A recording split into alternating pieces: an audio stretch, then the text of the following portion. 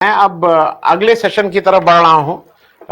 अगला session important है हमारा। विदेश नीति के ऊपर हम लोग थोड़ी बात करेंगे और इस सेशन में भाग लेने के लिए मेरे पास 3-4 बहुत ही इंपॉर्टेंट मेहमान हैं।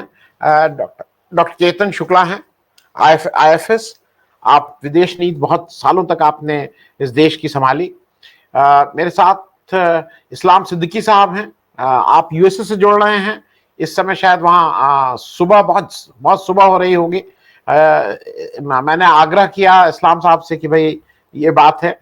एक अच्छी बात ये लगती है कि जो इनका स्पेशलाइजेशन है वो एग्रीकल्चर है। मतलब ये उस एग्रीकल्चर को जो हम अपने को कृषि प्रधान देश कहते हैं, ये उसके स्पेशलिस्ट हैं। बराक ओबामा साहब के कैबिनेट में, मतलब कि उस सरकार के समय इनको एम्बेसडर का दर्जा देकर उन्होंने चीफ एग्रीकल्चर ऑफ वो दिया था। मैं अभी उससे पूछ लूंगा। मेरे साथ सतीश झा साहब हैं। सतीश झा साहब का एक लंबा करियर पहले पत्रकारिता में और अब शिक्षा में। मैं आप सब लोगों से चर्चा शुरू करूं उससे पहले 2-3 चीजें मैं विदेश नीति के बारे में। सबसे पहले डॉक्टर चेतन शुक्ला, मैं आपसे ही शुरू इसलिए कर रहा हूं कि एक समय भारत जो था वो सेंटर था। अब हमारे यहाँ नॉन अलाइन मूवमेंट, सार्क, ये सब हम इसके केंद्र बिंदु में रहते थे। हम कहीं से इसको ड्राइव कर रहे थे। आज कुछ ऐसा हो गया है कि हम एससीओ के पीछे पीछे वो शंघाई कॉरपोरेशन, हम चीन की कोई एक संस्था है उसके पीछे पीछे चले जा रहे हैं। अमेरिका चीन सेंट्रिक बहुत सी समस्याएं की संस्थाएं हैं, हम उनके पीछे चल रहे हैं। We are not the leaders. आपसे मैं जरा समझना चाहूंगा कि आज जो मेरा विषय है, हमारी विदेशी नीति है क्या, और क्या भारत का अब एक भी दोस्त नहीं बचा है। इन 2 रेफरेंस में मैं शुरुआत चाहूंगा कि थोड़ा आप हम लोगों को ये समझाएं कि हमारी विदेश नीति आज क्या है। विदेश नीति हमारी पूरी दुनिया में बड़ा परिवर्तन हो रहा है और हमारा दोस्त नहीं, ऐसा तो मैं नहीं कह सकता, क्योंकि हमारा कोई दुश्मन नहीं है। हम किसी को दुश्मन फिलहाल नहीं कह रहे हैं। अब इसमें जो है कि ये एशियन सेंचुरी हम मानते थे, पर कोविड और यूक्रेन क्राइसिस के बाद एक डिप्लोमेसी में एक सिंपल बैलेंस है। There are no permanent friend, there are no permanent enemies, but permanent interest. तो हमारा कोई दोस्त नहीं है, कोई दुश्मन नहीं है, डिप्लोमेसी में रहता है। अब ये जो यूक्रेन क्राइसिस हुई है उसके बाद पूरी दुनिया में जो आपने कहा वो एकदम सही कहा कि वी वर लीडर। तो ये जो हमारी फॉरेन पॉलिसी की बुनियाद है, एक रामवृक्ष बेनीपरी ने कहा कि जो कंगूरा चमक रहा है उसकी नींव की ईंट हमारी फॉरेन पॉलिसी है, G77 और नॉन अलाइन्ड मूवमेंट। पर उस टाइम पूरी परिस्थिति एकदम डिफरेंट थी कि एक और अमेरिका था, एक USSR था। हमारे दोनों के साथ संबंध अच्छे थे।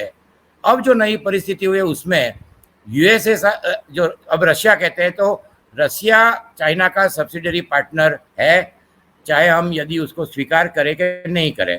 दूसरी ओर जो ट्रंप के टाइम में था उसमें बड़ा चेंज आ गया है कि जो बाइडेन के आने के बाद नाटो में एक बहुत बड़ा परिवर्तन आया है और डेमोक्रेसी। हम ये नहीं कहते कि अमेरिका की फॉरेन पॉलिसी हमेशा डेमोक्रेसी की प्रो रही है, पर Japan, European union, America, Australia, Canada, तो जो majority of the democratic country है वो एक और है। और अब ये परिस्थिति पहले जैसी, जो कहते हैं कि 2 पोल्स है, तो मल्टीपोलर वर्ल्ड रहने के चांसेस कम है। अब इसमें हमारी फॉरेन पॉलिसी, तो हमारी फॉरेन पॉलिसी एक तो है कि ये एशियन मल्टीपोलर जो है वो करेंसी में नहीं आ सकता। ग्लोबल पूरी सिचुएशन आज के दौर में हम ग्लोबल साउथ के लीडर है। हमारे स्टार इस साल बहुत ही अच्छे रहे हैं देखा जाए तो, क्योंकि एससीओ की, जैसे आपने कहा, प्रेसिडेंसी हमें मिली थी, साथ में हमें G20 की प्रेसिडेंसी मिली। और आप देखोगे तो साउथ अफ्रीका में अभी ब्रिक्स का हो रहा है, ब्राज़ील COP20, और अगली साल COP20 का बनेगा और G20 का बनेगा।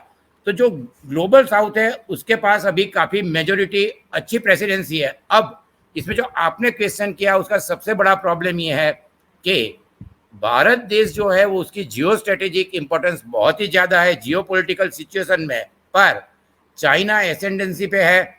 और ये परिस्थिति में हमारे लिए, मैं हमेशा टर्म यूज़ करता हूँ कि नाउ अब हमारी जो फॉरेन पॉलिसी होगी वो हम मल्टीपोलर फॉरेन पॉलिसी कह रहे हैं और नेशनल इंटरेस्ट इम्पोर्टेंट है। पर ये जो अभी तक फॉरेन पॉलिसी डिप्लोमेसी वॉल्स की तरह चलती थी, अब ये लाम्बाडा डांस जैसा हो गया है।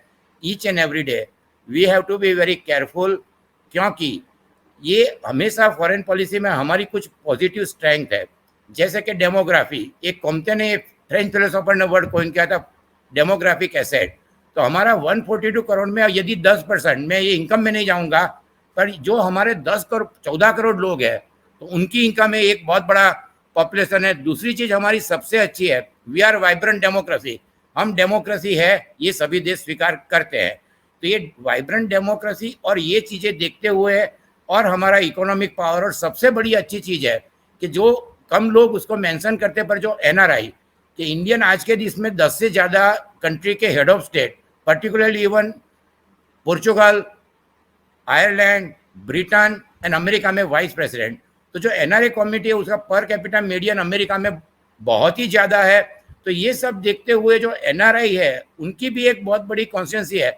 अब इसमें जो हम इवेंट को छोड़ दें कि इवेंट मैनेजमेंट में जो दिखता है, पर 70% Indian vote for democratic party, और जो बाइडेन रेस में 300 इंडियन है। तो ये सब देखते हुए इंडिया के लिए एक बहुत बड़ी अपॉर्चुनिटी है। इस तरह की क्राइसिस में हमेशा ये होता है कि कंट्री के लिए एक बहुत ही बड़ी अपॉर्चुनिटी होगी दोस्त।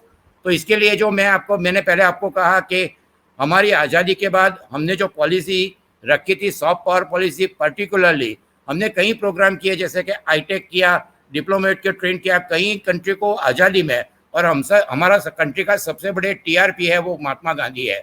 चाहे जो भी हो, मैं ब्राज़ील में था 90s में, मैंने एक सर्वे पूरा हुआ था, तो उसमें जीसस क्राइस्ट से आगे महात्मा गांधी थे। मेजोरिटी ऑफ कंट्री में आपको महात्मा गांधी के लिए एक पॉजिटिव और बहुत ही बड़े लीडर है। तो ये इंडिया की एक इमेज है।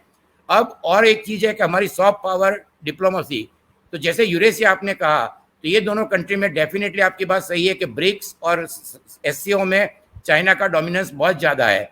यही चीज़ हमारे लिए थोड़ी फायदेमंद है, क्योंकि जो क्वाड है, क्वाड अभी तक मिलिट्री में नहीं हुआ, पर बाकी सब चीज़ों में हमें बहुत ही तवज्जो जापान, ऑस्ट्रेलिया, अमेरिका, यूरोपियन दे रहा है। क्योंकि चाइना को आज के दिन में यदि स्ट्रेटेजिकली कोई भी कंट्री एशिया में कंट्रोल कर सकता है तो ये इंडिया है, और ये हमारे लिए बहुत बड़ी अपॉर्चुनिटी रहेगी। इसीलिए जापान ने 2016 में अरुणाचल प्रदेश को कहा कि भारत का पार्ट है, उन्होंने $2 बिलियन दिया। अमेरिका के साथ अभी विजिट काफ़ी सक्सेसफुल रही है। मैं ये नहीं कहता हूँ, इसको हम half glass full half glass empty कह सकते हैं। यूरोपियन यूनियन, तो ये जो सभी चीज़ें मिला के हम देखें तो सबसे अच्छी चीज़ ये है कि हमारे लिए अब सबसे बड़ी अपॉर्चुनिटी है कि रशिया सब्सिडरी पावर हो रहा है। हमारा मिलिट्री प्लेटफॉर्म 60% था, 40% पे जाएगा। तो हमारे लिए अपॉर्चुनिटी कुछ फील्ड में होगी, पर्टिकुलरली जैसे मैंने कहा कि हमारे स्टूडेंट $8 बिलियन हमारे स्टूडेंट बाहर जाते हैं। India has excellent student, excellent brain. ये लोगों ने बाहर जाके जो IIT IIM से गए थे, आज के दिन में 300 अमेरिका में CFO CEO है।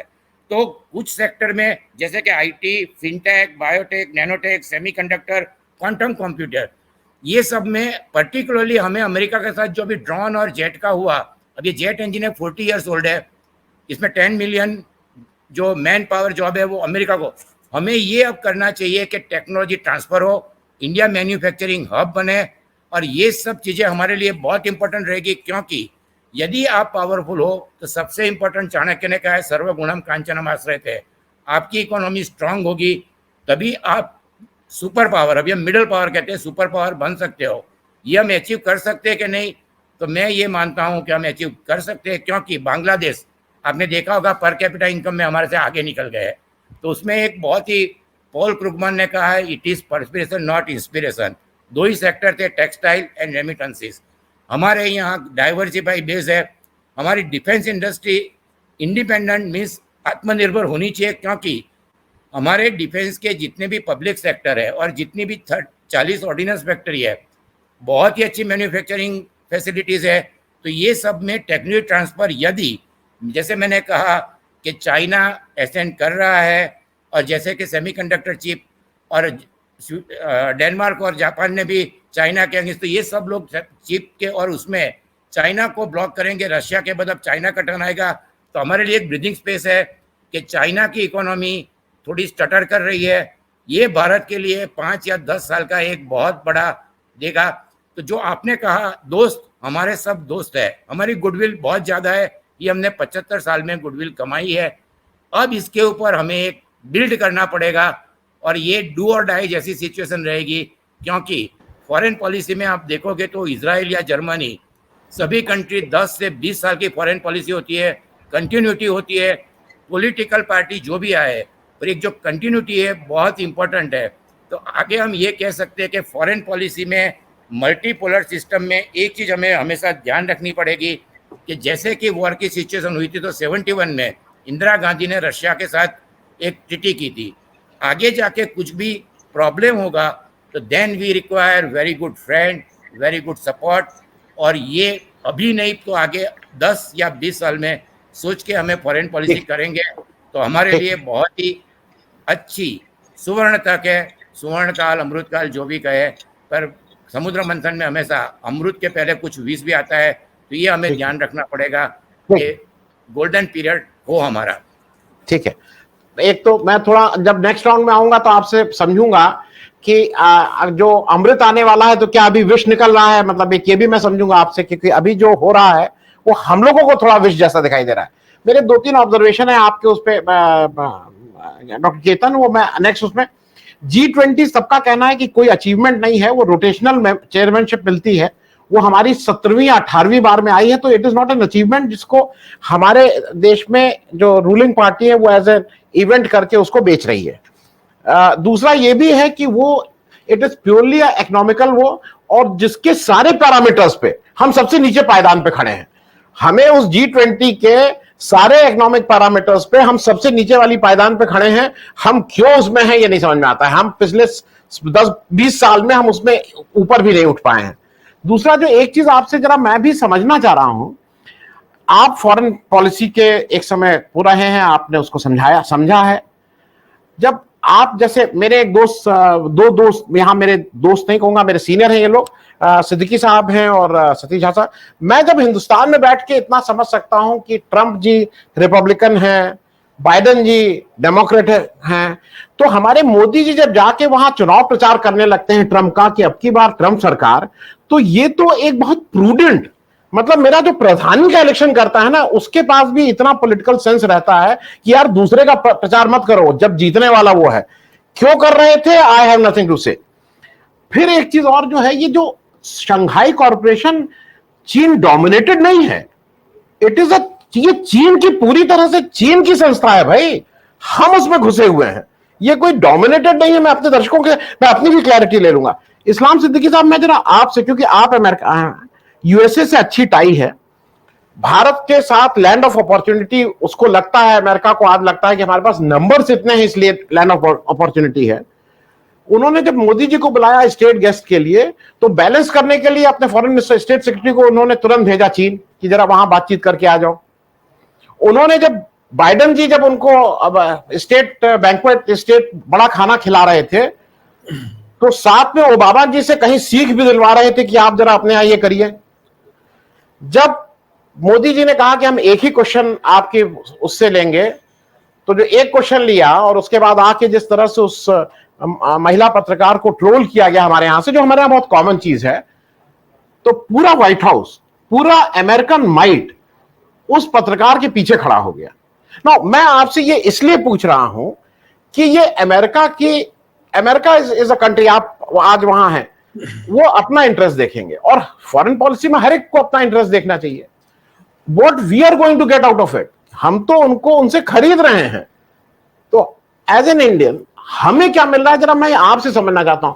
आप यूएसए में हैं, आप हिंदुस्तान को क्या दे रहे हैं, ये जरा मैं समझना चाहूंगा एज एन इंडियन। अनम्यूट कर लीजिएगा, अनम्यूट कर लीजिएगा।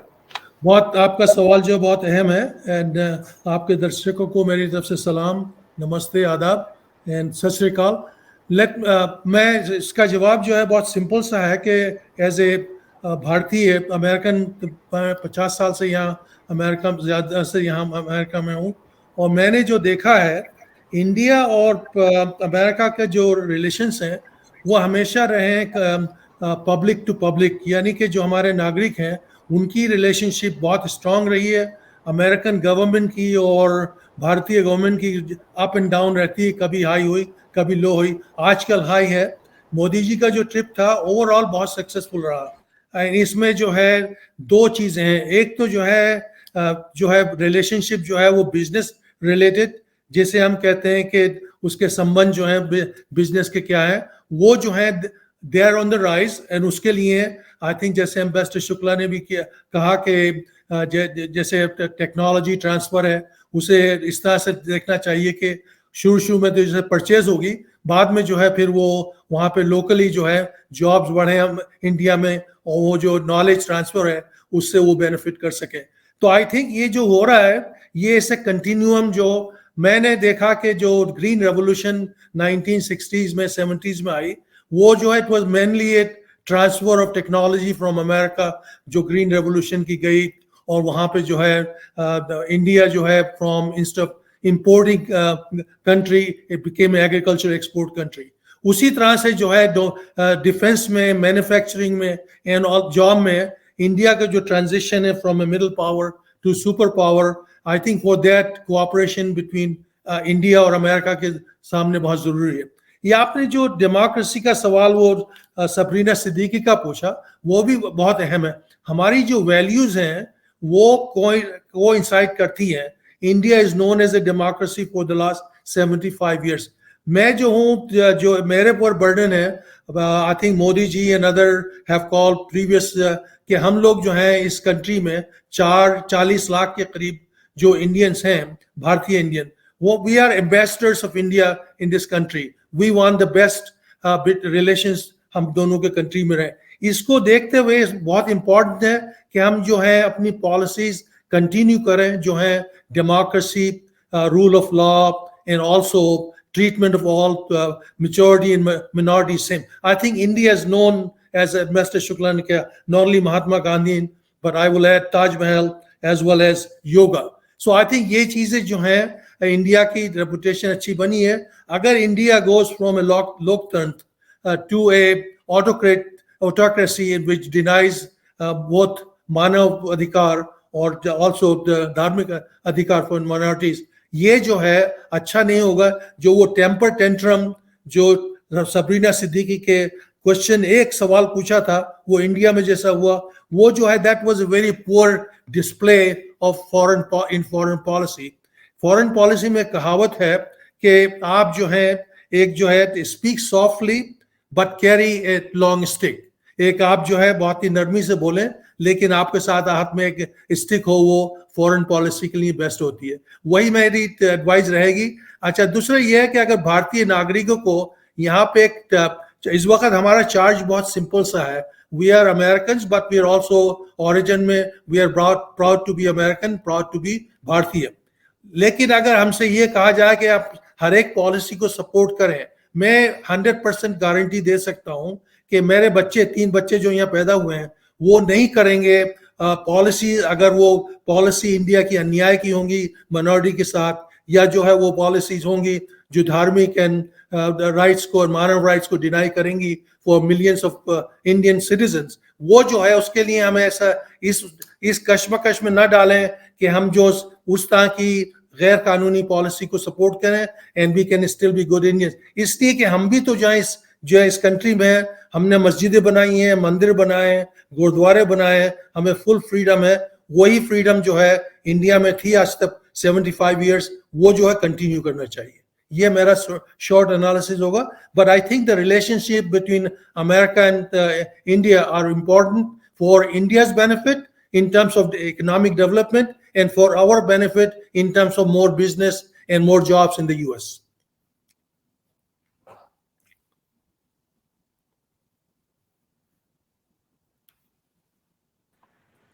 You are muted now. Anand ji, you are muted.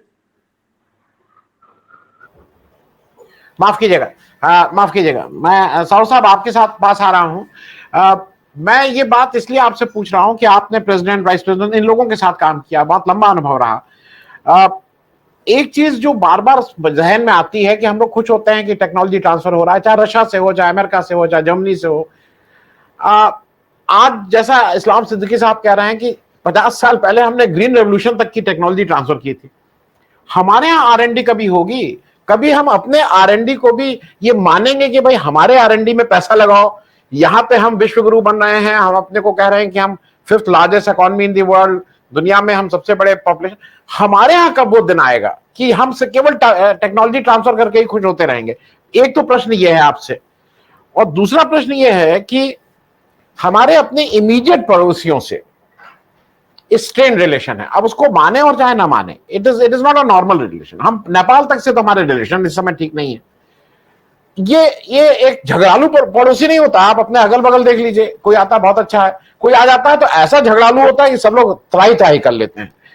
तो ये एक अपना, we don't have a very, हमारा जो नेबरहुड है उससे हमारे ताल्लुकात बहुत अच्छे क्यों नहीं है? और पहली चीज तो टेक्नोलॉजी ट्रांसफर, दोनों चीजें एक साथ ही आपसे पूछ रहा हूं। Anyway, thank you so much for giving me this opportunity. You see, the policy of India as far as foreign policy is concerned, there is largely a consensus. ये सबके सहमति से ये होता है, सारे पार्टीज का। तो इसमें देखिए, टेक्नोलॉजी ट्रांसफर में हमारा जो आत्मनिर्भरता, ये तो जरूरी है। देखिए, हमको टेक्नोलॉजी डिनायल रेजिम जो हुआ था हमारा पोखरान 2 के बाद, तो ये हमारा स्पेस टेक्नोलॉजी भी उन्होंने बंद कर दिया था, बहुत सारे टेक्नोलॉजी बंद कर दिया था, लेकिन हमने उसको सक्सेसफुली तो चैलेंज करके ऊपर आ गए। और इसके बाद 2005 में जो एक लैंडमार्क, एक रिवोल्यूशनरी जो लैंडमार्क हुआ था कि न्यूक्लियर एग्रीमेंट जो अमेरिका के साथ हुआ था, तो ये तो दर्शाता है कि we can achieve many things on our own. आप देखिए, जो आप बता रहे थे ग्रीन रिवोल्यूशन का, या ये जो हाई यील्डिंग वैरायटी सीड्स जो इंडिया में इंट्रोड्यूस किए थे, उस वक्त इंडिया को क्या कहा जाता था? India was living from sip to mouth, not from hand to mouth only. India was living from sip to mouth. Okay, so Mrs Indira Gandhi, जो ग्रीन रिवोल्यूशन शुरू हुआ during Shastri's time by C Subramaniam, उन्होंने जो शुरू किया, एग्रीकल्चर मिनिस्टर थे, जिसको किया जब प्रेसिडेंट नारायणन के टाइम पे उनको भारत रत्न में मिलाया, भारत रत्न में सम्मानित किया गया था। सो ये 5 साल के अंदर 69 से 65 या 66 से 71, 4-5 साल के अंदर India ship to mouth existence से became self sufficient in food grain production. Unilaterally हमने PL 480 प्रोग्राम को टर्मिनेट कर दिया था।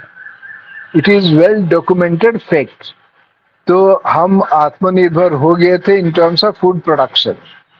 तो अभी तो we are exporting food, we have massive buffer stock वगैरह वगैरह। सो देयरफॉर अभी देखिए मिल्क प्रोडक्शन भी हमारा सबसे ज्यादा है। ओके, तो बाकी टेक्नोलॉजी में obviously it will take some time to, जो अभी डिफेंस प्रोडक्शन है या आर्म्स के ऊपर, अभी तो I think you are getting some 45% arms from Russia and several other our dependency with USA, which is बहुत जबरदस्त है। और सो ये जो हाई टेक्नोलॉजी एरिया है, ये हाई टेक्नोलॉजी प्रोडक्ट आर्म्स में it will take some time.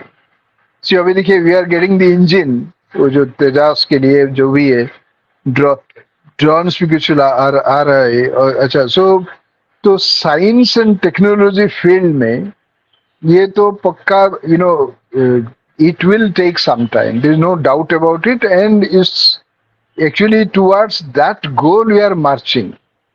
But more importantly, हमारा जो internal domestic situation है, there is very alarming. You see, Prime Minister Jawaharlal Nehru 1947 में वो प्रधानमंत्री बने। इससे 20 साल पहले 1927 में when he was attending the anti-imperialism congress in Brussels, he wrote a article, first ever article on foreign policy for India. Okay, 1927 में उन्होंने एक पॉइंट था कि we need to examine हमारा religious tolerance क्यों डिक्लाइन कर रहा है। Is it due to religious reasons or socio-economic reasons? because there is a fundamental linkage. I mean, here there are very distinguished people from diplomacy, they are sitting here. अगर हमारा domestic policy will actually reflects our foreign policy, अगर domestic policy में lynching कहाँ होगा, कभी कोई chief minister या deputy chief minister बोलेगा ये औरंगजेब की औलाद है, और somebody will else say कि इनको कपड़े से तो हम पहचान लेते हैं. ओके, ये जो पोलराइजेशन मेजोरिटेरियनिज्म प्रोसेस जो चल रहा है, this is not going to help our foreign policy. You know, call for genocide, कौन कितना धर्म संसद में आ रहा है. So mister Barack Obama even went to the extent of saying that अगर मुझे बाइडेन पूछेंगे मैं मोदी जी से क्या बात करूंगा, he said you must put an end to this disturbances, communal disturbances arising out of suppression of minorities. He said otherwise this will lead to the falling apart of India. You know, that to that extent he said. ये पहली बार नहीं बोल रहे थे, 2017 में भी उन्होंने बोले थे. सो देयरफॉर अभी देखिए हमारा डेमोक्रेटिक फ्रीडम इंडेक्स में नीचे आ रहा है, प्रेस फ्रीडम इंडेक्स में नीचे आ रहा है. अभी तो अमेरिकन एम्बेसडर ने बोल दिया कि मणिपुर में जो हो रहा है अगर हमारा इंटरवेंशन चाहिए तो we are ready to do it. You know, this is a very disturbing situation. American ambassador to India बोलेंगे तो अगर हमारा डोमेस्टिक पॉलिसी में इतना टर्मोइल होगा या इंटरनल सिचुएशन में इतना टर्मोइल होगा, so this is bound to adversely affect our foreign policy. Okay, so therefore what is required is to first set our domestic house in order. और इसके लिए क्या प्रधानमंत्री खुद या top leadership of the country, particularly those who are ruling, they must set the tone of reconciliation and understanding. Manipur के बारे में nobody, Prime Minister has not said a word about it. And that will have an impact on our neighbors. So that is the reason. देखिए अभी देखिए नेपाल, ये अखंड Bharat map जो है न्यू पार्लियामेंट बिल्डिंग में आ गया है. Protests were registered in Nepal. Protests were registered in other neighboring countries. So this was absolutely uncalled for. अच्छा, ये बोलेंगे अखंड भारत जो है इसमें म्यांमार होगा, इसमें अफगानिस्तान होगा, इसमें बांग्लादेश होगा, पाकिस्तान होगा, तिब्बत होगा, श्रीलंका होगा. You tell me what is क्या प्रॉब्लम क्या है? I mean what is the problem with the leadership of this country, who are unnecessarily provoking the neighbours. So look at mister Atal Bihari Vajpayee और look at mister Gujral doctrine जो था, proactive approach to reach out to the neighbors, to address their concerns. So that is what is required in India. Okay, so my point is, as you rightly said, number one, we need to set our own house in order. There must be emphasis on communal harmony. There must be emphasis on communal amity. People are calling for social economic boycott of Muslims, minorities.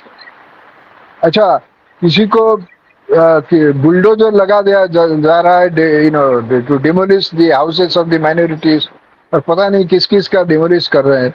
So these are not good for our foreign policy. The world is taking note of it. So therefore, see, if a democracy becomes illiberal, innovation will suffer. Or without innovation, how can you think of even becoming self-sufficient in technology?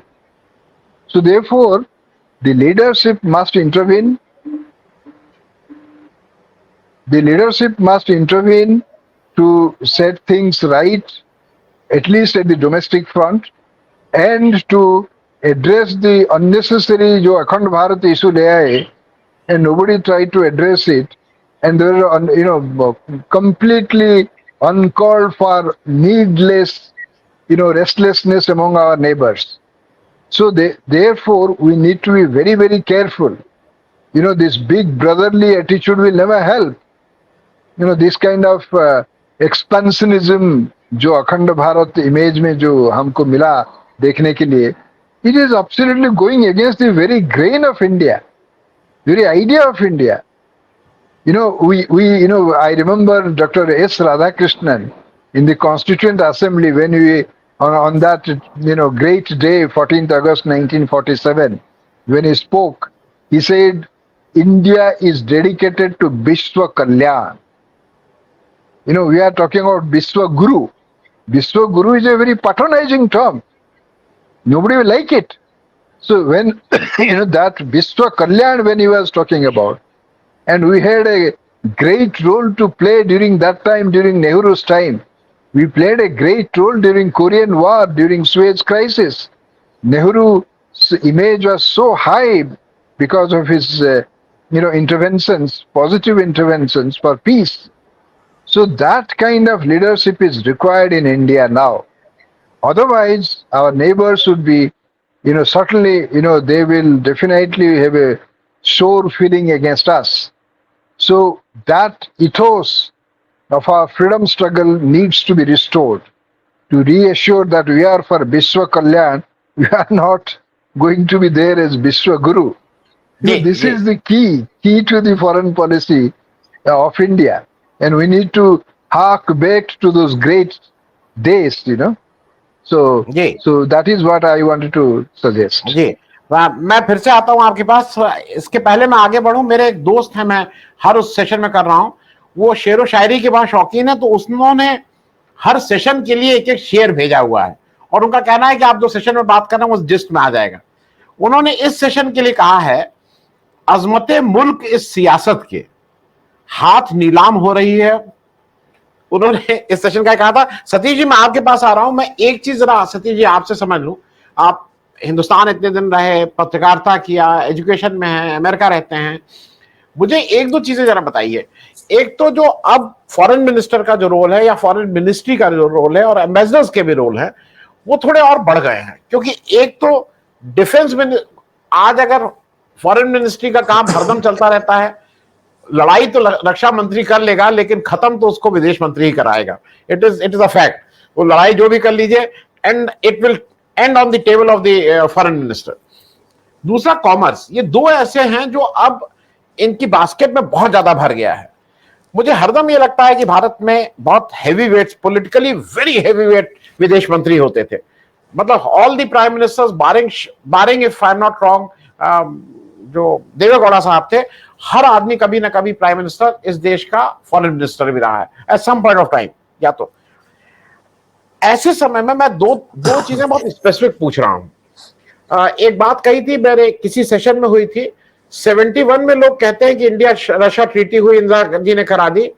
उस treaty को stitch किया था स्वर्ण सिंह ने, who was a foreign minister, और वो पूरा foreign minister ही नहीं रहता। जब वो किया था, फॉरेन मिनिस्ट्री पर से ने उस ट्रीटी को स्टिच किया था, फ्रेंडशिप ट्रीटी, जिसकी वजह से इंडिया 70, आज हो सकता है कि कहीं इतिहास में वो दफन हो जाए, लोग ना करें, लेकिन उस समय के फॉरेन मिनिस्ट्री ने वो ट्रीटी स्टिच करके हमें दी थी, हम बचे थे। आज की तारीख में जब हम ये बात करते हैं तो हमारे फॉरेन मिनिस्टर साहब एक स्टेटमेंट देते हैं कि चाइना बड़ी इकोनॉमी है, हम छोटे। उनसे पूछा जाता है कि हम जरा चाइना को हम लाल आंखें क्यों नहीं दिखा रहे हैं, वो हमारी जमीन हड़प लिया है, तो वो उसका जवाब देते हैं कि वो बड़ी इकोनॉमी, हम छोटी इकोनॉमी। जिसका तात्पर्य यह है कि भाई चुपचाप रहो यार, वो अब उसने ले लिया तो ले लिया, अब ज्यादा हल्ला मत मचाओ। No, is it because with all the due respect he might be the best foreign secretary we had, सारी कुछ उनके बहुत अच्छी बात, लेकिन हमें फॉरेन मिनिस्टर के उसमें वी नीड अ पॉलिटिशियन और we need a good bureaucrat और गुड मैनेजर और अ गुड डिप्लोमेट। ये बहुत स्पेसिफिक चीज मैं फिर से आपसे पूछ रहा हूं, मैंने पहले भी आपसे पूछी, आपने जवाब दिया था, मैं एक बार फिर पूछ रहा हूं। सतीश जी, मुझे तो लगता है कि आज की तारीख में जो असली फॉरेन मिनिस्टर है वो नरेंद्र भाई है, और जयशंकर का इस्तेमाल होता है कुछ चीज़ों में जो भभकी देने के लिए, रेफर करने के लिए उनका इस्तेमाल होता रहता है। वो भले ही सोचते हैं कि उनकी काफ़ी उपादेयता है, उनकी अपनी अस्मिता है, वो सब ठीक है, लेकिन असली विदेश मंत्री नरेंद्र भाई हैं। आप देखिए अमेरिका में भी यही हुआ, जब नरेंद्र भाई गए वहाँ तो जयशंकर ने कहा कि प्रमिला जयपाल जो कि चेयरमैन है हाउस फॉरेन रिलेशंस कमेटी, उनसे नहीं मिलेंगे। वो अपने आप में काफ़ी अनडिप्लोमेटिक गलत बात थी। और उसके बाद नरेंद्र भाई उससे 3 बार मिले, प्रमिला जयपाल से, कहीं जिक्र नहीं हुआ है, लेकिन वो उनसे व्यक्तिगत रूप से 3 बार मिले और उससे जो है चीज़ थोड़ा सा संभली। अगर आप प्रमिला जायसवाल को अपने साथ नहीं रखोगे तो अमेरिका की फॉरेन पॉलिसी आपके साथ नहीं हो सकती। अगर चेयरमैन कांग्रेशनल कमेटी का आपके साथ नहीं है फॉरेन अफेयर्स का, तो आप क्या करोगे फॉरेन पॉलिसी? कोई भी चीज पास ही नहीं होगी। तो अभी भी जो हम कह रहे हैं कि जो हमारा सबसे स्वर्ण काल फॉरेन पॉलिसी का था, वो पहला था नेहरू वाला। तब आपकी नाम हुई, तब आपकी पंचशील की बात हुई, तमाम चीजें जो हुई, जहाँ भारत का नाम हुआ, उसमें ये कि नेहरू विदेश नीति को समझते थे अपनी तरह से। और तब भारत बहुत गरीब देश था। आप बात कर रहे हैं एक देश की जिसकी प्रति व्यक्ति आय $50-60 हुआ करती थी, तब भी हमारे पास 36-40 करोड़ लोग थे। एक और बात याद रखिए कि भारत उस जमाने में जहाँ हर 8वां इंसान दुनिया में था भारतीय था, आज हर 5वां इंसान है। तो आज हमारी जो जगह पहुंच गई, पांचवी जो अर्थव्यवस्था की बात हो रही है, वो इसलिए नहीं कि हमने अर्थव्यवस्था में अच्छा काम किया है, वो इसलिए कि हमारी आबादी बढ़ गई है। हमारे जो ब्रीडिंग क्वोशिएंट है दुनिया में सबसे ज्यादा बढ़ा रहा है। तो 1970 में हमारे 45 करोड़ थे, चीन के 60 करोड़ थे, आज हम लोग बराबर 140 करोड़ हो गए हैं। तो बेसिकली ब्रीडिंग क्वोशिएंट बढ़ा है, जनसंख्या बढ़ी है, और दुनिया के मुकाबले हर 8वां व्यक्ति भारतीय होने के बजाय 5वां हो गया है। तो उससे जो बात हुई है उसको लेकर के हमारी एक जगह बनी है। जियो स्ट्रेटेजिक जगह हमेशा थी, लेकिन वो तब तय होती है जब उसका माहौल बनता है। जब चाइना चुपचाप है तो आपकी कोई वैल्यू नहीं रहेगी। आज आपकी वैल्यू इसलिए कि चाइना इतना बड़ा हो गया है कि अमेरिका को उस पर सोचना पड़ता है। 1971 में चाइना इतना छोटा था कि अमेरिका उसको बनाने की कोशिश कर रहा था। 1971 में हिंदुस्तान और चीन की जो प्रति व्यक्ति आय थी बराबर थी, आज फर्क 6 गुने का है। वो इतनी बड़ी इकॉनमी है कि 6 साल बाद वो अमेरिका से बड़ा होने वाला है। चाइना की जो इकॉनमी है उससे बड़ी होने वाली 6-7 साल में, कम से कम डॉलर टर्म्स में, नॉमिनल डॉलर टर्म्स बड़ी हो जाएगी। इसका मतलब ये नहीं कि उसके पास वो ताकत है टेक्नोलॉजी बनाने की। मैं ये कह रहा हूँ कि जो विदेश नीति बन रही है आज की तारीख में, उसमें चीन की एक बहुत बड़ी भूमिका है, क्योंकि चीन इतनी बड़ी ताकत बन गया है कि जो नए ध्रुव बन रहे हैं, रूस घट गया है, चीन बढ़ गया है। कहाँ चीन रूस के पीछे चलता था, अब रूस को पीछे चलना पड़ता है चीन के, क्योंकि रूस की जो जीडीपी है वो चीन की करीब 1/15 हो गई है। एक जमाने में रूस की जीडीपी चीन की 15 गुना हुआ करती है, इतना फर्क पड़ गया है। आज हिंदुस्तान की जीडीपी रूस की करीब दोगुनी हो गई है। तो ये जो फर्क पड़ा है उससे समीकरण बदले हैं। तो आज की तारीख में समीकरण वही है, अमेरिका, रूस और चीन। उसके जो दूसरे इसमें आते हैं, जापान आ जाता है कभी कभार, कुछ यूरोप हमेशा उसमें रहेगा ही रहेगा। तीसरी लाइन में आता है भारत, वो इसलिए कि चीन बगल में है। और उसके अलावा देखिए, भारत में जो जहाँ विदेश नीति की बात होती थी, उसकी हम सफलता तब मानते जब हमारे देश जो पड़ोसी देश हैं उनसे हमारे रिश्ते अच्छे होते। वो अच्छे क्यों नहीं है? जो किसी ने कहा कि जो विश्व गुरु की बात करते हैं वो बड़बोलापन हमें खा जाता है। हमारे जो डिप्लोमेसी में बड़बोलापन शुरू से रहा है कि हम बड़े हैं, हम अच्छे हैं, हम सबसे अच्छे हैं, ये हिंदुस्तान की सबसे बड़ी कमजोरी है। हमारी पॉलिसी की, हमारी समझ की, हमारे मूल्यों की, हमारी एक बड़बोलेपन की जो बात है, वो हमारी सबसे बड़ी कमजोरी। हम कहते हैं बहुत अच्छे हैं, सबसे अच्छे हैं। कोई जो बड़ा देश ऐसा नहीं कहता, जो अच्छा देश ऐसा नहीं कहता। उसके लेखक कह सकते, पत्रकार, सरकार नहीं कहती ऐसा। कम से कम सरकार को नहीं कहना चाहिए, डिप्लोमेट्स को नहीं कहना चाहिए। तो ये अगर हम पड़ोसी देशों से हमारा रिश्ता अच्छा नहीं है तो फिर हम डिप्लोमेसी क्या कर रहे हैं? और देखिए, अमेरिका की, हम हमेशा ये कहते हैं, अमेरिका के साथ जो रिश्ता हिंदुस्तान का इसलिए है कि वह भारतीय मूल के जो लोग पहुंचे हैं उन्हें ऐसा किया है कि वो नहीं चाहते कि रिश्ता खराब हो, तो उनकी वजह से रिश्ता अच्छा रखना पड़ेगा। उसमें भारत की राजनयिक लोगों का बहुत कम योगदान। बड़ा योगदान 90% जो हमारे डायस्पोरा के लोग हैं, जो भारतीय मूल के लोग अमेरिका में हैं, जिनकी आज की तारीख में मैं कहता हूं, अगर आप आंकड़े कायदे से देखें तो जो भारतीय भारत से बाहर गए हैं और जो भारतीय भारत के अंदर है, दोनों की आमदनी बराबर है। तो भारत के बाहर का भारत है और भारत के अंदर भारत, दोनों बराबर 2 इकाइयां हैं। तो भारत के बाहर वाले भारत की जो ताकत है बहुत बड़ी है। वो ताकत तय करती है कि भारत की स्थिति क्या होगी, इमेज क्या होगी। लेकिन इसके ये जो चीज है, एक तो ये है कि चीन की जैसे चीन जितना भावी होगा, भारत की सामरिक स्थिति उतनी अच्छी रहेगी, नंबर 1। नंबर 2, जितने भारतीय बाहर जाएंगे उनकी स्थिति, भारत की स्थिति अच्छी रहेगी। ये 2 इसके पॉजिटिव्स हैं। नेगेटिव्स क्या है? बड़बोलापन, विश्व गुरु कहना, हर जगह जाके वो क्या कहते हैं, लपक छिपक जाना, ये सब चीजें हैं, इनसे इमेज अच्छी नहीं बनती है। और अभी भी जो है, जो अमेरिका की जो हमने खरीदी है, ये जब ये मोदी भाई गए थे, ये खरीदने की बात थी। हमने बोइंग खरीदा, हमने ये खरीदा, हम खरीदारी कर रहे हैं। अरे भाई, जब खरीदोगे, अगर आप बड़े खरीदार है किसी कंपनी के, तो कंपनी आपका ख्याल करेगी ना भाई। तो अमेरिका उसी तरह ख्याल कर। लेकिन डिप्लोमेसी में देखिए, अगर गैरी चत्ती जो एम्बेसडर, उन्होंने कुछ मणिपुर में कहा है, क्या आपको लगता है उन्होंने बिना सोचे बुझे कहा है? उन्होंने अपने स्टेट डिपार्टमेंट से बात की होगी कि क्या हम कहना चाहते हैं, कहें कि नहीं, इसमें कैसे करोगे। तो उन्होंने कहा उसके पीछे एक सपोर्ट स्टेट डिपार्टमेंट का होना जरूरी है, वरना निकाल दिए जाएंगे। तो अगर गारचेती ने एम्बेसडर यूएस की कहा है, उसके पीछे एक, देखिए इसमें नई राजनयिक एक विधा निकल रही है जो पहले नहीं थी। अक्सर नहीं बोलते थे, कभी कहते तो भारत फौरन वापस जवाब देता था। जब भी अमेरिका ने कोशिश की कश्मीर में इंटरफेयर करे क्या, भारत हमेशा जवाब देता। इस बार जवाब नहीं दिया गया, आप देख रहे हैं ना, इस बार जवाब उस तरह से नहीं दिया गया है। तो कुछ ऐसा हो रहा है क्योंकि भारत भी हमेशा जवाब नहीं दे सकता अमेरिका को, क्योंकि चाहता है उससे रिश्ते बने। आपने टेक्नोलॉजी की बात की पहले, टेक्नोलॉजी हमारा रिश्ता जो है 6 पीढ़ी पीछे का है। अभी जो भी मिलेगा, हम जैसे बोइंग कंपनी की जो रेवेन्यू है $60 बिलियन की है, उन्होंने हमको $100 मिलियन का काम दिया, झुआ उठाने का, बोझा उठाने का, तो कुलीगिरी काम दे दिया हमको। हम कहते हैं हम बहुत महान हो गए क्योंकि बोइंग ने हमको काम दे दिया। मैंने कहा भाई कुछ तो सेंस रखो, वो 60 बिलियन कंपनी है, वो तुम्हें छोटा सा काम करने को दे रही है, तुम कहते इसलिए तुम महान हो गए। ये जो हमारी समझ है वहां परेशानी है। अगर इसको इस तरह देखें, हमें एक मौका मिला है टेक्नोलॉजी आगे ले जाने का। और जैसे मारुति का काम था, मारुति जो अपने आप में एक पहली एक समझिए कि एक दिशा दी उसने कि ओईएम का सेक्टर बना, लेकिन वहां पूरी की पूरी फैक्ट्री लाई गई, नई फैक्ट्री लाई गई, और उसके बाद एक जो सेक्टर बना, उससे आज भारत की एक कंपेटिटिवनेस है ऑटोमोटिव में। उस तरह तमाम चीजों में सोचना पड़ेगा किन किन इलाकों में बढ़ सकते हैं। वो जो एक स्ट्रेटेजिक बेंट ऑफ माइंड है वो कहीं मिसिंग है। वो जो आता है वो एंटरप्रेन्योर से आता है, इंडस्ट्री से आता है। लेकिन आज की तारीख में आप देखेंगे जो हम वहां से ला रहे हैं, जो भी टेक्नोलॉजी आ रही है 40-50 साल पुरानी है। जब बात हुई थी मारुति से लाने की, सुजुकी से लाने की, मन कृष्णमूर्ति साहब से कहा साहब ऐसा कीजिए कि हिंदुस्तान में कभी भी नई चीजें नहीं आई, आप नई चीज लेके आओ, नई टेक्नोलॉजी लेके आओ।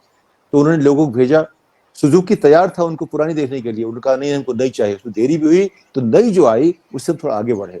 हम 40-50 साल पुरानी टेक्नोलॉजी लाने की कोशिश कर रहे हैं। क्यों? क्योंकि हमने जितना भी किया है वो नया नहीं बना है। हमें मानना चाहिए कि हमें वहां पहुंचने के लिए बहुत समय लगेगा, उसके लिए सोचना पड़ेगा। हमारे CSIR जो है, जब मैंने 1998 मशेरकर ने मुझसे कहा रिस्ट्रक्चर करने के लिए, मैं उनसे कहा कि आपके यहाँ 40 जो लैब के डायरेक्टर हैं, ये डायरेक्टर साइंस के नहीं है, ये additional secretary government of India के हैं। उन्होंने कहा this worst indictment of science, सुन रहे हैं? कहा इससे खराब ज्यादा हालत है। वहां का जो बजट है, अभी उन्होंने अनाउंस किया 50,000 करोड़ का बजट, ठीक है, उसमें 36,000 करोड़ आएंगे कहाँ? प्राइवेट सेक्टर से, 14,000 सरकार 5 साल में देगी। अमेरिका क्या बजट है साइंस टेक्नोलॉजी का? $800 बिलियन साल का है। ये क्या कह रहे हैं? कह रहे हैं 1.25 बिलियन लगाएंगे 5 साल में। ये पूरे देश की बात कर रहा हूं मैं। तो विज्ञान में जो है हम वही हैं जहां की अगर अमेरिका PhD है तो हम प्राइमरी स्कूल में हैं, ज्यादा हमारी महत्ता नहीं है। इसको हमें मानना पड़ेगा। और हम अगर जब तक मानेंगे, अभी भी IT में भी अगर है, IT में हिंदुस्तान को प्रोडक्ट तैयार नहीं किया है। जितनी कंपनियां बाहर बनती हैं, हम लोग पीछे रह सकते हैं, वो ठीक है। हम कहते हैं हम जहां हैं वहीं से आगे बढ़ेंगे, लेकिन यहाँ से रास्ता निकालना पड़ेगा। वो रास्ता बड़बोलेपन से नहीं निकलता है। तो आपने जो बात कही, तो पहली बात तो ये है कि अगर हमारे पड़ोसी देशों से हमारा राजनयिक ठीक नहीं है तो डिप्लोमेसी क्या करते हैं, नंबर 1। नंबर 2, अगर हम सिर्फ लपक झपक के गले लग के सोचते हैं बन जाएगा, तो ऐसे तो होगा नहीं। उसकी भूमि बहुत तय है। सामरिक से चाइना और डायस्पोरा की जो मजबूती है, उससे हम थोड़ा सा उनको जगह मिलती है बात करने की। उसके अलावा जो है, जैसे पहले कहा एम्बेसडर साहब ने, जो 10 एक जो हेड ऑफ स्टेट हमारी जो अप्रवासी लोग हैं बने हुए हैं, वो जहां भी गए हैं अच्छा कर रहे हैं, वो अच्छा करेंगे। उसको लेकर के हमारी जो विदेश नीति है कैसी भी हो, उनको लेके हम हमेशा स्टेबल कहीं ना कहीं रहेंगे। कि हमारा बाहर सपोर्ट ऐसा बन गया है बेस, जो गलतियां भारत करता है वो संभाल लेते हैं। क्योंकि देखिए आर्थिक दृष्टि से जो अंदर का भारत और बाहर का भारत दोनों बराबरी पे चल रहे हैं, लेकिन बाहर सिर्फ 5 करोड़ लोग हैं, देश में 140 करोड़ लोग हैं। ये फर्क है। उस फर्क को हम समझा करें तो हम राजनयिक की तरफ बढ़ सकते हैं, बाहर के भारत का हिस्सा लेकर के। तो भारत के 2 हिस्से हैं, internal India, external India. External India is powerful, internal India is still trying to figure out, and there are too many challenges. Everybody, Sadiq साहब ने कहा, जो उन्हें बातें कही वो बहुत जरूरी है। जो वैल्यूज अमेरिका की है, कुछ चीजें जो है उनकी समझ में है, जो वहां से निकाल नहीं सकते आप। हमारे बच्चे भारत सपोर्ट नहीं कर पाएंगे, रहना भी नहीं चाहते, आना भी नहीं चाहते।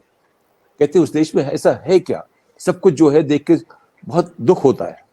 तो ये जो हमारी अगली, जो हम लोग जो है, जो लोग यहाँ से बाहर गए हैं वो भारत सपोर्ट करेंगे, जो वहाँ पैदा हुए हैं वो नहीं करेंगे, तो तब मुश्किल होगी। जी जी। मैं अब अगले 10-12 मिनट बचे हैं, मैं 2-3 मिनट में चाहूंगा कि आप लोग बात करें। डॉक्टर केतन, एक बहुत हर भारतीय के मन में एक प्रश्न है, क्या कभी भारत को यूएन सिक्योरिटी काउंसिल की सीट अचीवेबल है, या ये केवल एक सपना है, जैसे ठीक है कभी मिलेगी या बताते रहते हैं, या आपको लगता है कि कुछ समय ये कभी अचीव हो सकती है? मैं इसलिए पूछ रहा हूं कि बहुत से भारतीयों के मन में ये है, कोई कहता है कि लाएंगे कर, ये अचीवेबल है कि नहीं?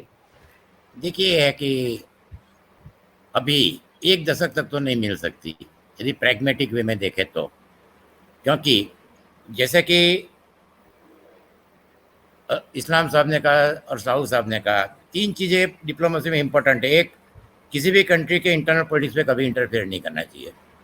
दूसरी इम्पोर्टेंट चीज़ ये है कि संस्कृत में कहते हैं सत्यम ब्रूयात प्रियम ब्रूयात, हम हमेशा सच बोलते हैं, अच्छी बात है, मॉरल एथिक्स रखना चाहिए, पर उसको एक अच्छी तरह में ये 4000 साल पहले कहा हुआ है, तो ये बहुत ही शानदार है कि सत्यम ब्रूयात प्रियम ब्रूयात।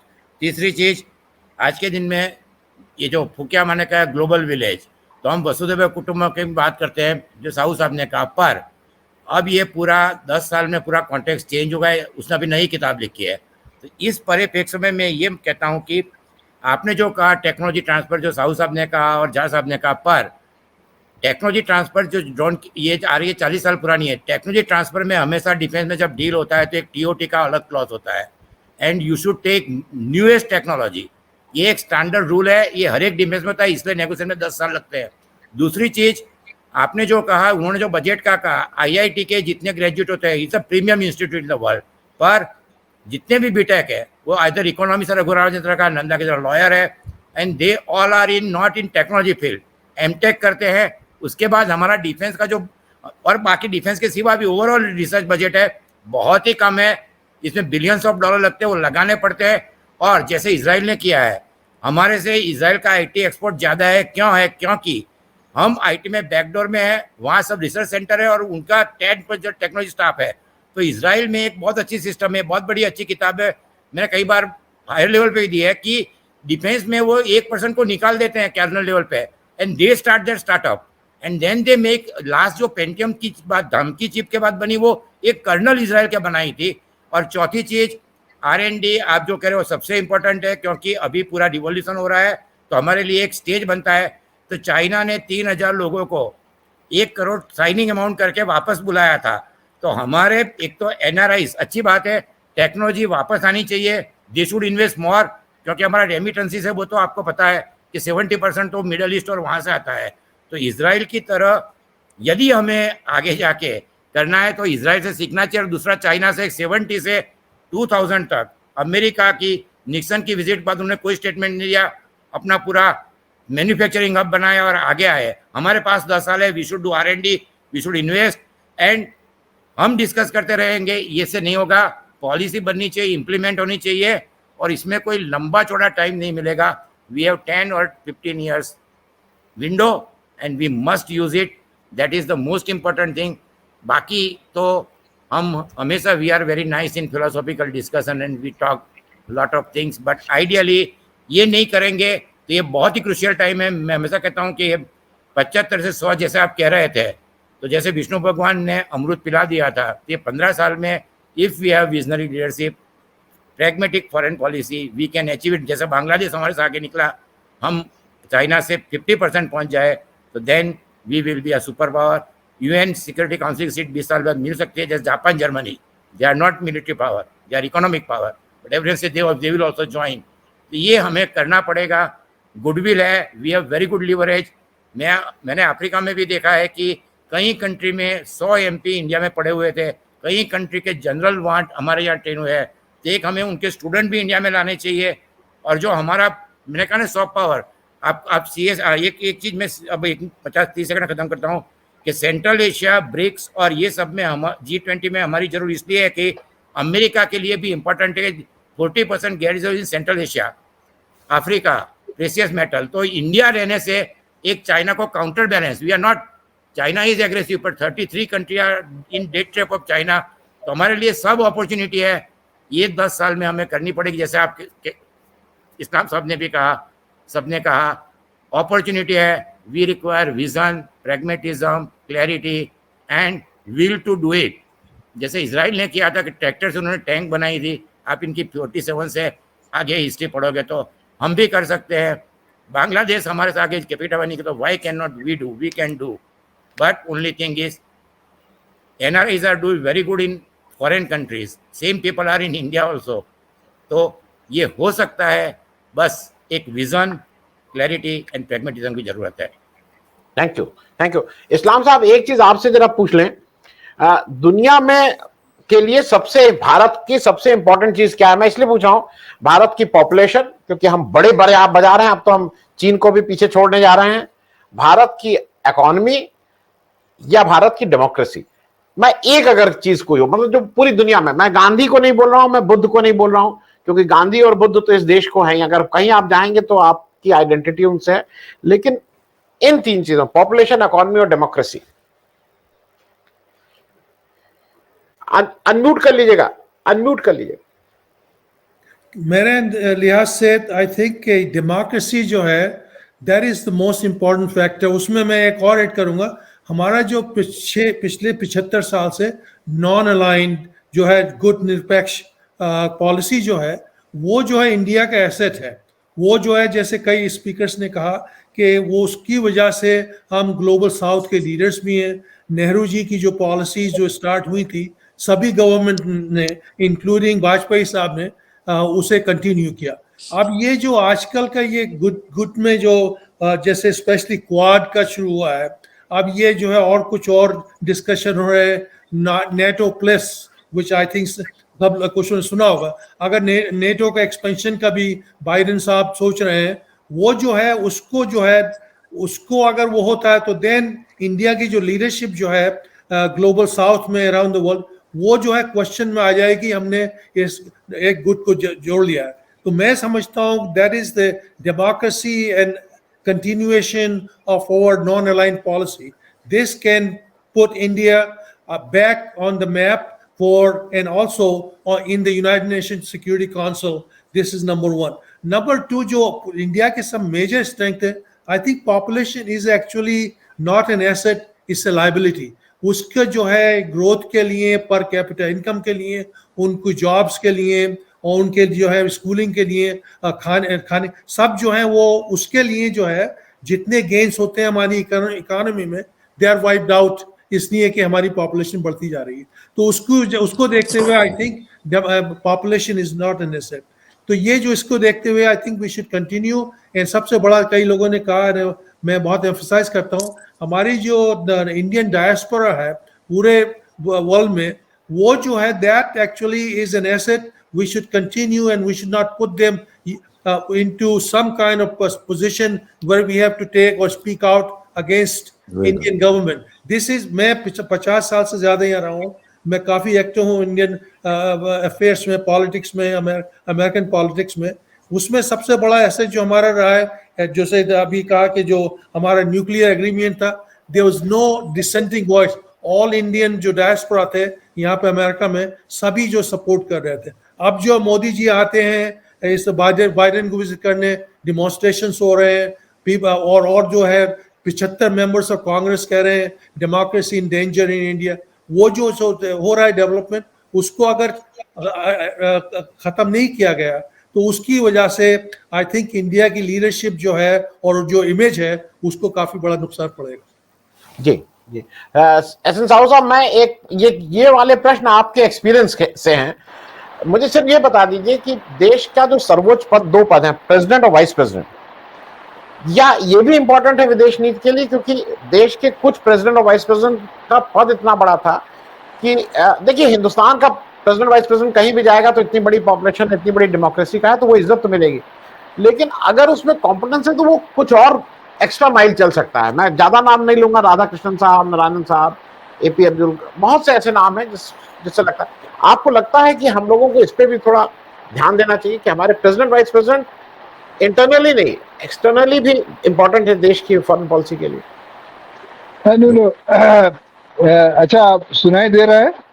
हाँ हाँ बिल्कुल, लाउड एंड क्लियर। एक तो आपको वी मस्ट कॉम्प्लीमेंट, हमारे एक दर्शक दो कह रहे हैं क्या थैंकफुली साहू साहब आज कार में नहीं है, नहीं तो हमारा आपका टाइमिंग का कुछ ऐसा होता है कि यू आर ऑलवेज ट्रैवलिंग। नहीं नहीं, मैं क्या हुआ कि अभी इतना बारिश हो रहा है, आईआईसी में मैं हूँ, जी, इंडिया जी, इंटरनेशनल सेंटर, तो जी। मैं एक जगह आके एक टेबल चेयर था वहां बैठ गया, लेकिन जबरदस्त बारिश हो रहा है तो शायद आवाज आपको Someone is also commenting कि the ऊपर जो रूफ पे आपका पर्दा है एंड द शर्ट का कलर मैच कर रहा है, आप जरा देख लीजिएगा, इट अच्छा इज सेम कपड़ा है। हाँ नहीं नहीं, आपने बड़ा अच्छा एक मुद्दा ये अभी आपने उठाया कि जी, प्रेसिडेंट और President वाइस है। प्रेसिडेंट, या जी, जी। एक्चुअली दोनों का उनका understanding foreign policy, global affairs क्या है, इसके ऊपर बहुत निर्भर करता है भारत का इमेज। अपार्ट देखिए, मैं I serve president KR Narayanan, तो उन्होंने उनका विजिट में जो he himself was a diplomat, foreign service officer थे, he was ambassador of India to China, ambassador of India to US, तो उनका जो एक प्रोग्राम होता था हमेशा जब भी फॉरेन कंट्री जाते थे, interaction with the intellectuals of that country.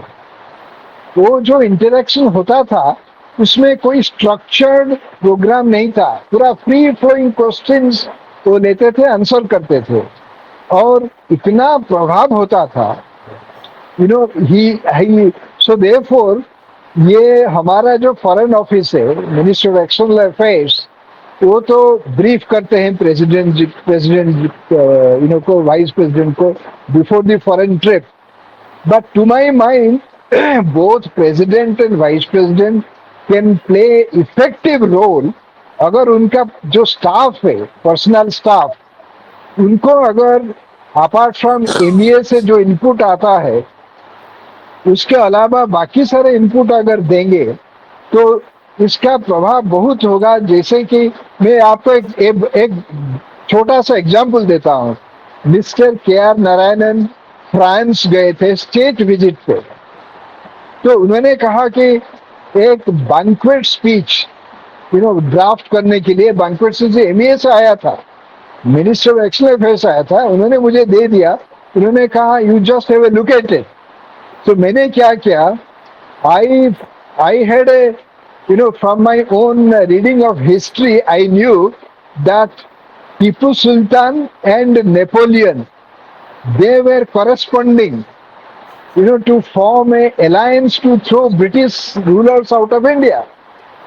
अच्छा, ये चीज मुझे भगवान गिदवानी का किताब से मिल गया, जो कि जब इजिप्ट आए थे Napoleon, he wrote a small letter to Tipu Sultan, I am here in Egypt with an invincible army, a day will come when we will join hands with India, join hands with Tipu and myself will join hands and throw Britishers out। अच्छा, मैं जब president Narayan को ये input दे दिया, उस वक्त हमारा strategic dialogue France के साथ शुरू हुआ था, तो उन्होंने कहा था कि स्ट्रैटेजिक डायलॉग जो फ्रांस के साथ शुरू अभी हुआ है, that can be traced to the dialogue between Tipu Sultan and Napoleon.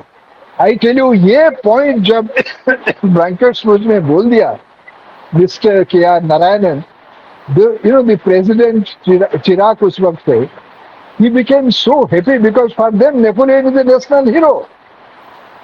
So similarly, China जब गए थे, Mr. Narayanan called me, he said, हाँ, साहू साहब, थोड़ा कंप्लीट करना पड़ेगा क्योंकि मेरा नेक्स्ट सेशन है, बैक टू बैक है। If you can conclude in next one, just half a minute। मैं कुछ इनपुट दिया मिस्टर नारायणन को कि गांधी जी का पहला सत्याग्रह में चाइनीज भी पार्टिसिपेट किए थे साउथ अफ्रीका में। जो हमारा स्वदेशी मूवमेंट शुरू हुआ था, इट वाज ए पे limitation of Chinese method of boycotting American goods. Point is, ये सारे तथ्य जो है, अगर हमारा प्रेसिडेंट को उनका स्टाफ देंगे या MEA देंगे और उनको परसुएड करेंगे to use it, this will make a huge difference. So this is what I want to say। अच्छा आनंद बदन साहब, I take leave of you then। Thank you. लेकिन हमारे यहाँ क्या हो जाता है कि हमारे यहाँ प्राइम मिनिस्टर साहब की स्पीच लिखने वाले तक्षशिला को बिहार में पहुंचा देते हैं, कहाँ क्या कर देते हैं, तो उसका भी कुछ पेनाल्टी होनी चाहिए। मैं सतीश जी, मैं चलते चलते सतीश साहब एक बहुत क्विक क्वेश्चन, क्योंकि ये मेरे मन में है, मैं इसलिए पूछ ले रहा हूं। हिंदुस्तान में 3 तरह के वो है, एक बॉर्डर है जो इंटरनेशनल बॉर्डर है एक देश का दूसरे देश से, एक लाइन ऑफ कंट्रोल है, एक लाइन ऑफ एक्चुअल कंट्रोल है, LOAC LOC। आपको क्या लगता है कि ये विदेश नीति ही इसको ठीक करेगी? क्योंकि ये रक्षा नीति का काम नहीं है, एंड ऑफ द डे ये विदेश मंत्रालय ही इसको बैठ के हल करेगा। ये रक्षा का हिस्सा है कि ये विदेश नीति का हिस्सा? इस पे a very quick comment and then we close. एक कि वास्तविकता में तो रक्षा का हिस्सा हुआ करता है, लेकिन LOC से LOAC का जो रास्ता है वो तय करती है रक्षा, और LOAC से LOC का रक्षा वो होता है स्टेट डिपार्टमेंट का, विदेश मंत्रालय करता है। तो LOC है विदेश मंत्रालय, LOAC है रक्षा वाला। तो इनका रिश्ता जो है कुछ इस तरह का बड़ा सिम्बायोटिक सा है। अगर बात वहीं तक थी, लेकिन मैं ये कहना चाहता था कि आपने जो राष्ट्रपति वाली बात कही, मैं भी कई लोगों के साथ गया बाहर विदेश उसके मंडल में। मेरा मानना है कि वो सब एक बेसिकली एक ऑर्नामेंटल जगह है, उनका कोई मतलब नहीं होता कोई बातचीत करने में। छोटा मोटा मतलब होता है, सेरेमोनियल मतलब होता है, लेकिन उसके ऊपर कुछ उसका महत्व नहीं है। बेसिकली सब लोग जानते हैं कहाँ पे हेड ऑफ गवर्नमेंट है, कहाँ पे हेड ऑफ स्टेट है। इन अमेरिका में head of government is head of state. तो वो जो उसकी जगह बनाई गई है, ये सारी बात हेड ऑफ गवर्नमेंट से होनी है। हेड ऑफ स्टेट का मतलब तभी होता है जब दोनों कंबाइन हो जाए, otherwise head of government drives it.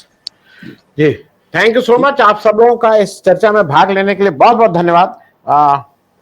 Doctor Ketan, हाँ, इस्लाम साहब, सतीश झा साहब और doctor Sahu, thank you so much, बहुत बहुत धन्यवाद।